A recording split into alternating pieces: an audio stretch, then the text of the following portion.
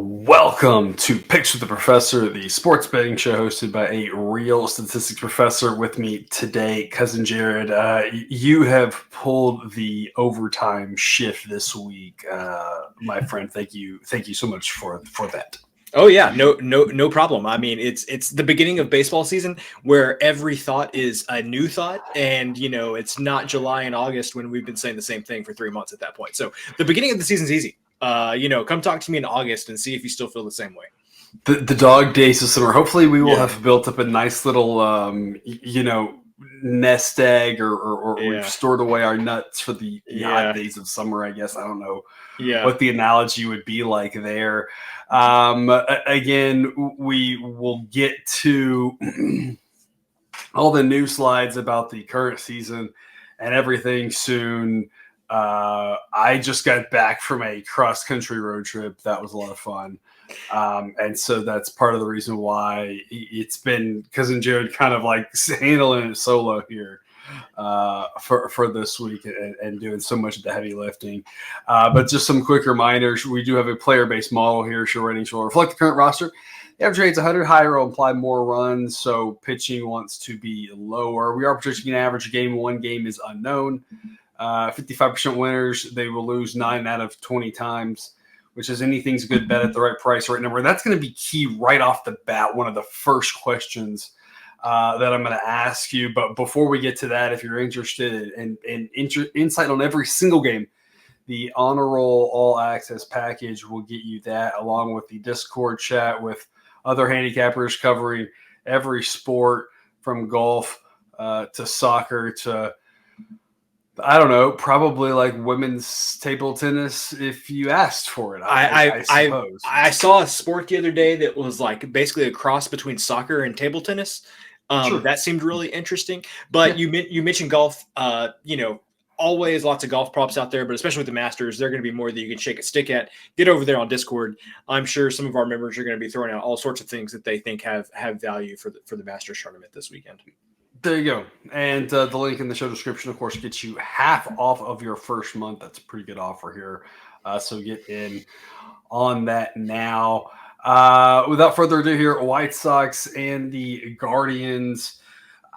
The Guardians are big favorites. They're supposed to be big favorites. And I'm not really gonna bury the lead here. That's my first question, right? Anything is a good bet at the right price or right value. And that's why we have the model to help us figure that out, because when you talk about this game, even though we're early on in the season, the Guardians are massive favorites. We used to kind of not see these bigger numbers until later on in the season when every team was kind of trying out the gate, right? But of course, in years, in the last, decade or so, that's not been the case. Teams have been trying, necessarily from day one. You and I know this well. Some teams have been trying less and less.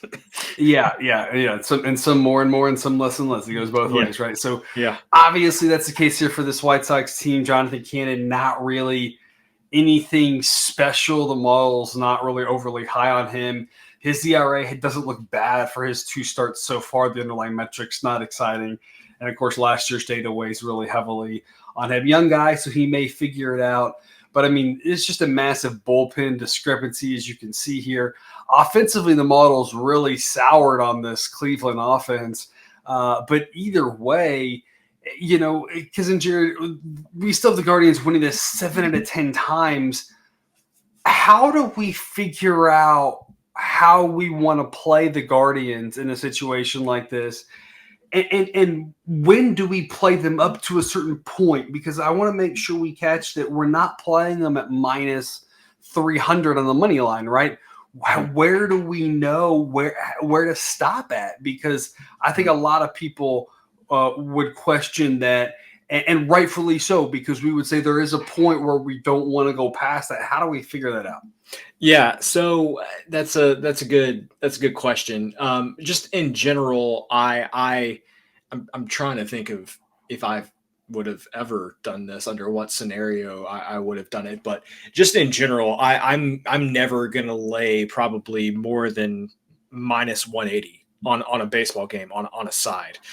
So that would be either run line or money line or, some combination of the two, like we're taking the Guardians here where we're laying one run with them. I just don't think that that's smart in baseball. It's just, even when there is a huge mismatch, I just don't think that's smart. Anything can happen. We talk about that in every sport that we handicap, but baseball, more than any of the others, anything can happen. So minus 180 is kind of my cutoff. And specifically, that's why I like this play, because I don't know exactly what the cutoff would be for the grades that Sideline would give it. But me personally, I think anything up to like minus 170 that you could get laying one run, I think I'm comfortable with. If you got past minus 170 or minus 175, I would kind of write this one off. But that's the number that I'm comfortable with. Yeah, and this one, of course, when we talk about the money line, as of the recording of this show, the money line is minus 215. So we're going to lay the -1. How do we do that? That is, we are going to basically split our wager between the money line and the run line. We're going to bet to win a certain amount on the money line, and then we're going to turn right around and risk that on the run line. Right now, we've got the run line at even money. That's where we land at this -1. What do we say? Minus 158, I believe. Mm-hmm. Is the price that we are having to pay for it. And the other answer, of course, Kissinger, that you could have given would have been one of the tools that Sideline provides here, that I provide from the output, is kind of a threshold that tells you kind of where to go up for each specific bet. Because obviously, well, a lot of people, and I'm glad you came at it from that angle, will have a kind of, I don't like laying a certain price just out of a certain principle. And that's absolutely very valid. You'll also have people will say, well, yes, they're favored, and we know that, but we know that we can't just blindly bet favorites. We are going to bet a lot of underdogs. We have always bet a lot of underdogs. And we will, of course. And so where do we draw that line? And of course, in this case, for the money line, the model would say minus 235. It gives you that same information for the -1 and the run line as well. So, Kissinger, we're going to lay the -1 with the Guardians. Does anything scare you there, other than the fact that it looks like at least we've got a good reliever edge? Because with regards to the X's and O's on this one, we think about this as a math problem. Thankfully, it's a math problem, because otherwise, all we got's the bullpens, it looks like. Yeah. Well, and the starting pitching is better too. But I was actually going to say, don't get, in my opinion, don't get too concerned with the Guardians' record at this point. They've won 4 games coming into today. The game just went final, so now they won 5. They beat the White Sox here tonight on Wednesday night. But they started out 9 straight games on the road to start the season. They started off games 3, a series in Kansas City, and then they went to the West Coast and played 6 straight games on the West Coast. Whoever was doing the schedule did the Guardians no favors there. That's 9-game, road start to the season is tough. I would say I'm not too concerned about their record as of yet. The White Sox started out 2-2. Maybe you thought that, maybe they'll be a little bit better, but no one thought that. Yeah, well, do not fret. They have now lost 5, 6, 7 straight games doing White Sox things. I guess you could, maybe find some solace in they've already lost 4 one-run games. But I think they're still the White Sox. So just don't be thrown off by the Guardians' lack of wins. I think they had a really just tough things outside of their control. Tough start to the season. I think that the Guardians, and that'll be kind of my insight on this one, viewer, and if you have a little bit of hesitation on the Guardians, I don't think that's crazy at all. Because I think coming into this season, because in Jared, we kind of talked about this at the start, who are going to be the worst teams in the American League? It was going to be the White Sox. It was going to be the Angels. Yep. And then we were like, it's probably the A's at that point. Yeah. Then it might be the Guardians, maybe. Yeah. But also, we've talked about this. They've got a lot of talent. They're almost kind of the same team. It seems like is consistently winning the Central. Yeah. I think with the star bullpen. Yeah, I think you could have inserted literally almost any other AL Central team as who the next worst team in the AL was, and I would have believed you with any of those AL Central teams. Yeah, so it's kind of like I don't really know what to make of this Guardians team. At least this is again for us more about an early season fate of the White Sox. Yeah, yeah, I don't think we're going to be able to do this often. The model will try to adjust to just how bad they are as yeah, the season goes along. But if it's anything like last year, the prices might get unbettable at some yeah, point. So we're going to try to take yeah. advantage now. Going to lay the one with the Guardians, a little bit of a price. We know what we are laying it up to. Again, that's all, of course, according to what the model thinks it should be. Also in the afternoon, the Twins and the Royals, a 2 p.m. Eastern first pitch, 2:10 p.m. Eastern first pitch. Upper 60s in this one. A bit of a breeze blowing maybe in Bailey Ober and Michael Waka. We've got this one as just a dead 50-50. And I mean, literally to the actual, whatever from the probability decimal point, it's not even plus or minus 101. It's to 100. A little bit of a home edge for the Royals, little bit of an offensive edge. For the Twins, both of these teams a little bit right-handed heavy, so taking a little bit of a ding facing a righty. The starting pitching, pretty similar. Twins a little bit better on the pin, just some real subtle differences, but otherwise, who the heck knows? We're going to take the Twins plus 107. Cousin Jared, why? Because it's a 50-50 game and I have no idea who's going to win, so I'll take the plus odds. And if there's one thing that you've taught me over the years, and statistically I still can't explain or mathematically explain why it's the case, but those first few cents around even money are the most valuable when it comes to getting value. I don't still quite understand why that is, but it's one of those things. The closer you get to even money, the more each of those, cents is worth. So that's 100% why I am on the Twins here. It feels like a complete toss up. Sideline says it's a complete toss up. And so I just want to be back in the team at plus odds. And you're right. It is such a weird concept to wrap your brain around. It has to do with the fact that the transformation from probability to odds is not linear.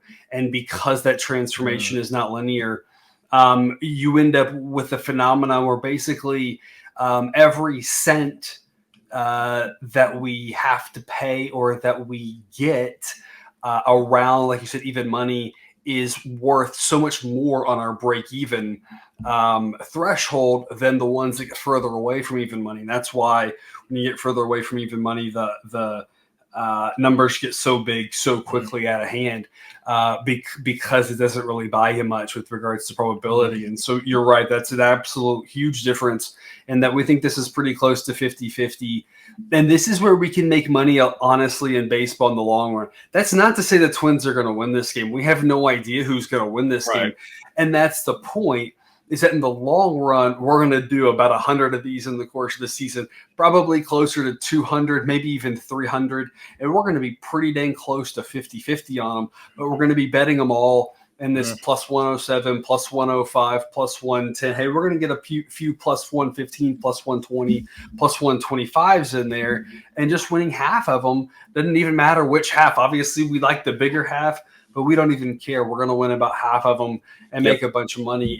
And that's where we can make money, because a lot of times we can get better prices in baseball. The juice is a little bit smaller than it happens to be in other sports. And we're going to use that to our advantage, Cousin Jared. I mean, I don't know if there's any other way to think about it.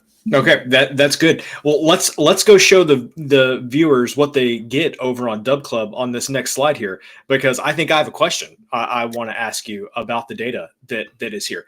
Okay, so here we go. Okay, so what you have highlighted there, the Twins and Royals, some of the specifics there. I see that the Twins relief pitchers have an 87, top relief pitchers 87. Under Royals, I see relief pitchers 98, top relief pitchers 101. Does that mean, what does that 101 mean for the top relief pitchers for the Royals? Does that mean that they are not deploying their high leverage innings in the way that you think is most optimal, or Sideline thinks is most optimal? That is a great question. No, what that means is that when we get to the end of the game, their best guys at the end, that they are using relative to the rest of the league would grade out at a 101. And so for pitching, what that would mean is right around league average, that would be 100. But since it's slightly higher, that's bad for pitching. So slightly worse than league average. So not about relative to what they should be doing or anything, and more about just saying that the Royals bullpen is very respectable. And it's actually maybe a little bit less about their top guys and more about their depth than anything else. That their top guys aren't anything even special, but they've got a little bit of depth in that. And the model recognizes that, and that gives them a little bit of a boost. Okay, well, that was great. I wanted to ask because that's really, it seems like the Twins have a little bit of an edge there, but that's about it. In the whole thing, that seems to be the only difference.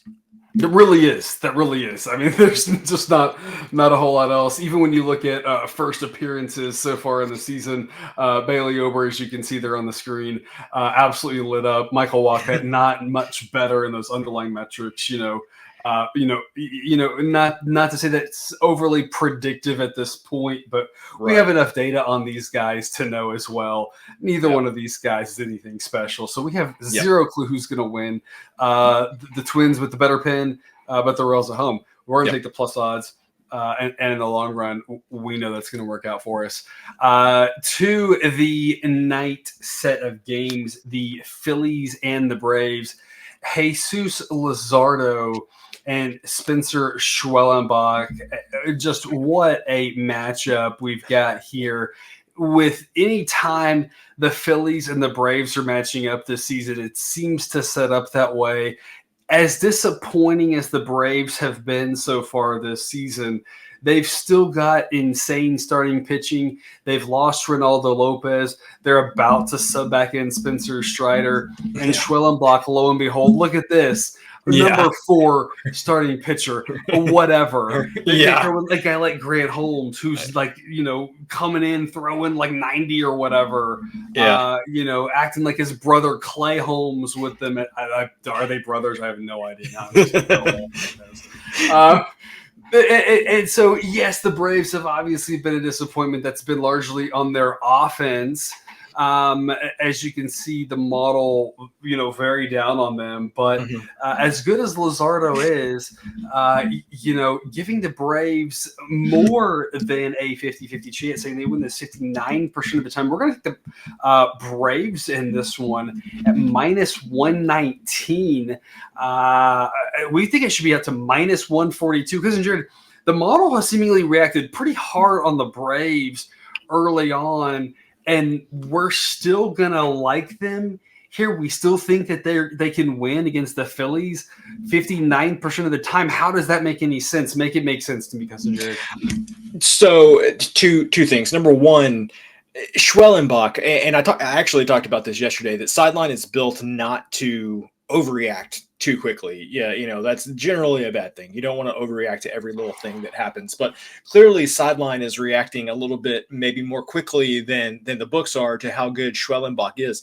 And I don't really ever do this, but I do feel the need to just go read out Schwellenbach's pitching stats through 2 starts. I mean, it's through 2 starts, only 14 innings, but 14 innings, 3 hits, 1 walk, 14 strikeouts, a 1.5 FIP, 0.286 WHIP.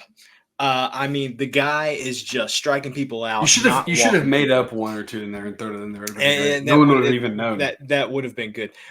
He's got a negative 12 Husum law. Yeah, I mean, and could have scored something better. And I would believe that because I guess numbers, statistics like that, I guess baseball statistics technically can be negative for the most part if they don't have an X in front of them, right? Like XFIP can't be negative, but FIP can be negative, right? Am I right on that? Yeah, we'll go with that. Okay, sure. Anyway, Schwellenbach's been really good. I don't think that the books are adjusting fast enough to how good he's been. Sometimes there is a need to try to adjust more quickly when somebody has been that dominant. So that's the first thing. The second thing I would say is that Sean Murphy came back. We've talked about Sideline being down on the Braves offense. Sean Murphy came back, and all he did was hit a home run off Zach Wheeler in his first at-bat back. I think he ended up with like a couple of hits and 4 RBIs last night. Seems good. Yes, and Dusty Baker would tell you that Martin Maldonado was the best catcher in baseball. But there is definitely an effect that the catcher has on the pitching staff too. I don't know what that is with Murphy coming back, but could help them out as well. So I'm a little bit higher on the Braves, especially with Swellenbach on the mound, and then Murphy coming back off the IL. I think that's going to be a big boost for them. The Braves just finding guys named Spencer, last name S. Yes. Like they're nothing, and they just turn into like insane studs. We're going to take the Braves. It is a little bit scary, but as you mentioned, Cousin Jared, the model is not built to overreact. You can see where he's dropping the Braves down offensively. It is clearly reacting. So I don't think you can look at it and say it's not noticing what's happening in it, saying that the current price here on the Phillies is a little bit too respectful.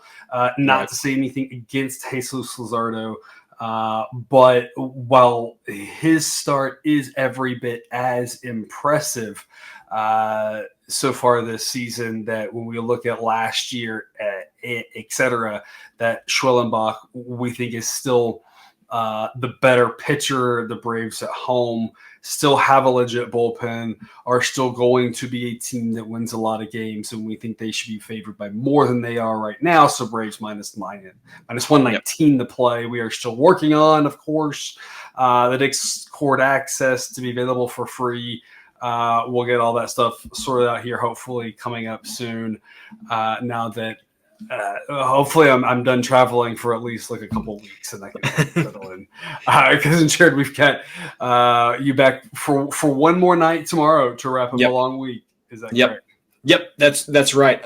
Looking forward to going the full week, four shows in a week for baseball, giving the people their money's worth here. Absolutely. Very well done. Obviously, thanks to you. Thanks to you, viewer, as well, for watching. We wish you the best of luck and remind you, as always, that you can eat your betting money, but please don't bet your eating money.